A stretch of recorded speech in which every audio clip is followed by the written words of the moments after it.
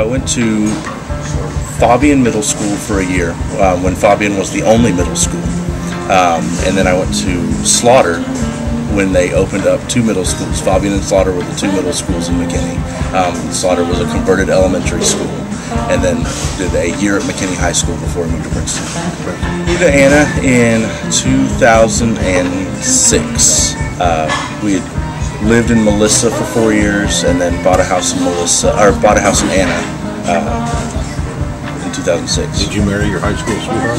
No, didn't know Patricia until after high school, and hated her for a couple months after I met her, and then we got to know each other, and then started dating, and we're married less than 2 years later. I was playing music for a Bible study, and she came in to play piano, and we butted heads because she knew everything about music, and I knew everything about music, and somebody had to give. She was smarter and more talented, and I'm still playing guitar for her 11 years later. That's the biggest change when you turned 30. They wanted me to start acting like an adult more often. Who are they? Just everybody. Yeah.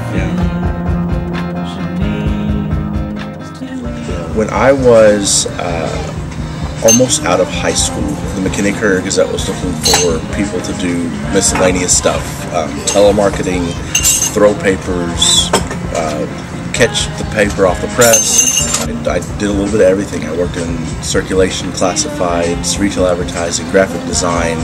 This was before the Courier Gazette had an email address, or before they had their own website, or before they had internet. When football season came around, they needed someone to stay in the office, man the phones, because they'd cover a few games, but back then they covered most of northern Collin County, so the games they couldn't get to, we had to get a hold of coaches and get stats and put together a few hundred words about each story, and that's how I started writing in sports.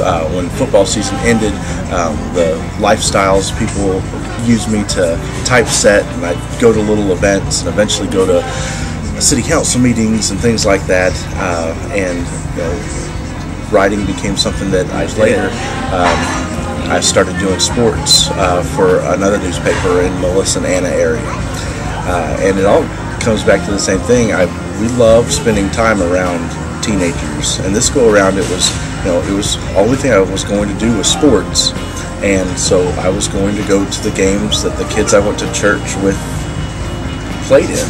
So I'd go to their games and take their pictures and meet their friends, and then write about what they did, and that's how we got back into it. And I'm now with my 5th straight season covering Anna and Melissa Sports. I serve at Pin Oaks Christian Fellowship, which is about an 8-year-old church in Anna, Texas. Okay, and you were officially made the youth minister just a couple years ago, It was 3 years ago. It wasn't anything that was really very important until after high school for me, and I started working at a church in Plano, and just saw that what was offered was something that was helping kids from making poor decisions. That was around the time that meth was getting really big in Plano, and drugs and heroin, and kind of was the Plano Allen thing to do. And there were some kids that were falling into it. We saw a lot of kids that needed help and were making decisions that were harming them, and a chance to be around them and say, hey, you know what? Even though you're making these decisions, I still care about you, and we want to try to help you get through. My faith is very important to me and to my family, and it's what we what we believe, what we do, what we point to, and why we do what we do. But for a lot of these kids, they've been taught and burned by religion, and so they're looking for someone who cares about them genuinely first, and before they ever are willing to open up themselves about what faith could do for them, they just want to know that you're there and you care. I get to go to all the middle school and high school games I want to go to for free. I get to see kids outside of a church setting, which is totally different. I get to be around the coaches and the people who have great influence in their lives.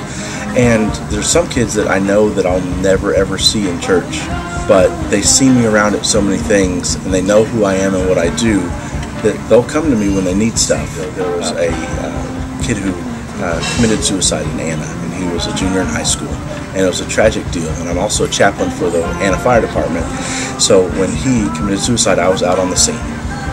but because I'm so involved in the high school, I knew that the next day was going to be a big deal at the high school. So we got in touch with the school, had counselors set up the next day, and I was up there at the school the next day dealing with these kids. But because they see me at football games and they see me at different things, I have a level of trust with them already that other counselors or other pastors didn't have. Opportunity to have that relationship built because I write for the newspaper, because I take their pictures, and it's just a chance to get to know them and again be around and have that relationship built with them. I